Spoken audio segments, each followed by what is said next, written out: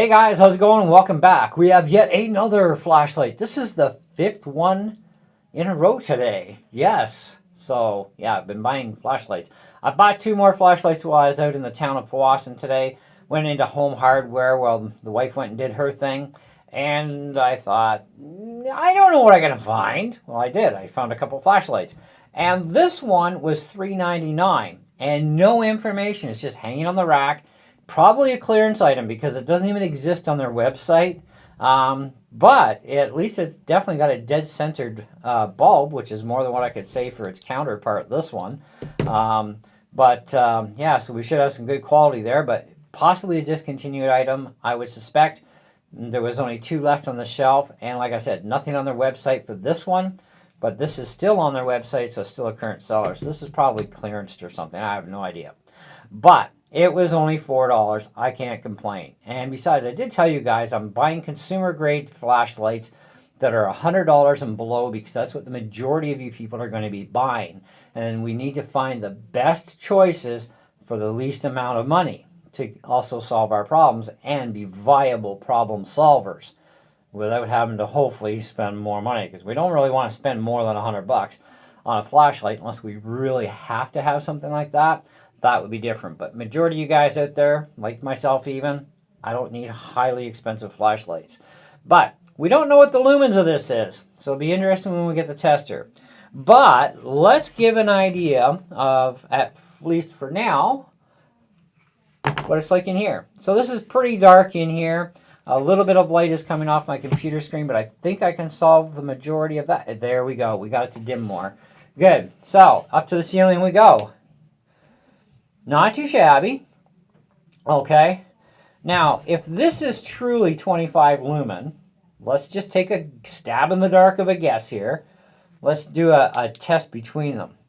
Okay, these are just on and off. There's no features, okay? So, on here, much lower. This is like, let's hold it at the same spot if we can. Okay, so that's there. Looking to see the light up of the picture, okay? Now, if this is 25 lumen, this is probably about 10. More, could be 5 even. It's pretty dull in comparison. That's pretty bright. That's a lot duller. You can tell the lighting, everything, like it's night and day. So this one that we're talking about right now, this one is definitely a lot duller. Okay, so it does have basically a flood and spot in one kind of deal with the way the concave is in the bell. I call this a bell. I don't know what the technical term is. I just call it a bell. But in pointing around the room, we can definitely see we can light things up. You know, kind of like the old cop flashlights. They were kind of pathetic and useless because they could only get so much of a small area. That's kind of where we're sitting at with this sort of thing, at least at this close range. Outdoor testing will make a big difference on how well these things perform outdoors. And it's also winter, so we have to take into account there's a lot of snow on the ground. Right now there's about 5 inches and it's still coming down like a banshee. So yeah, it'll be fun tonight. Yeah, so as far as light up goes, I think it does a pretty good trip. I mean, to just get around the house kind of thing, I wouldn't take this in the bush. I wouldn't put my life on it because, yeah, it's not going to be viable for being out in the woods with. But definitely if you are camping in a tent kind of thing, yeah, I mean, you could use it to light up your area around you. You might be able to find your way. You know, if you're out in the bush, okay, you're the true meaning of camping, you know, and you have to go to the washroom type of thing, you're going to find yourself a tree somewhere without a big deal, okay? So I think for camping purposes, yeah, around the house usage, you know, you just got to light something up, you know, that works, and it's not going to disturb anybody. It's not very bright. I wouldn't even think about using this in any kind of a maintenance situation, under the hood of a car.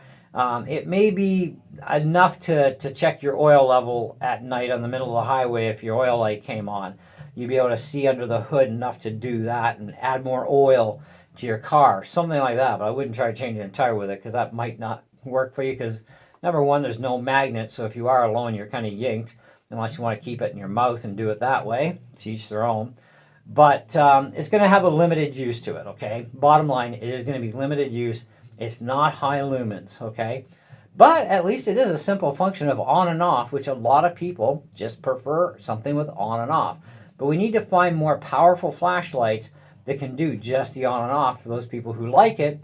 But at the same time, we're going to have flashlights that are going to have multi-levels of different things they can do. Anyhow, the front on this, I think they Loctited it because there's no way I'm getting that off, okay? When you buy this, of course, you have to unscrew the back cover. It's not a choice. It does come with a battery, their brand of Reactor battery. These at least are better than the dollar store batteries, okay? I mean, if you want a comparison, they're a little bit more powerful in amperage or milliamps than the dollar store stuff, okay? And no, they're not rechargeable. It's an alkaline, okay?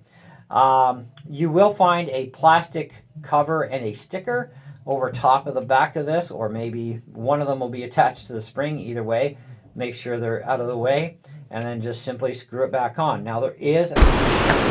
Okay guys, so this is our reactor light. Of course, there's no zoom on this. It's just a fixed flashlight with flood and a little bit of a center point.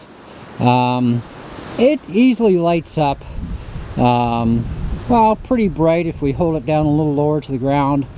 Easy 30 feet, a little bit more. I can just barely see the beam trying to hit the edge of the driveway, which is, you know, on this angle, well over 160 feet. But like I said, it's just barely even creating a haze of light. So, but up close, I mean, it's not too bad.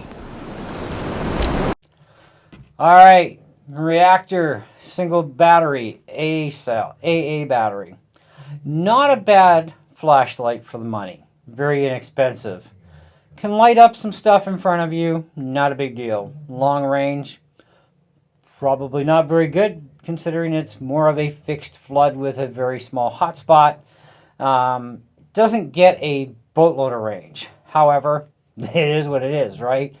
And you do kind of sometimes get what you pay for. So, but it will light things up, you know, for you that you can see what you're doing kind of thing. But for the outdoor use, probably not a really recommended thing, okay? Snow is a deceiving thing.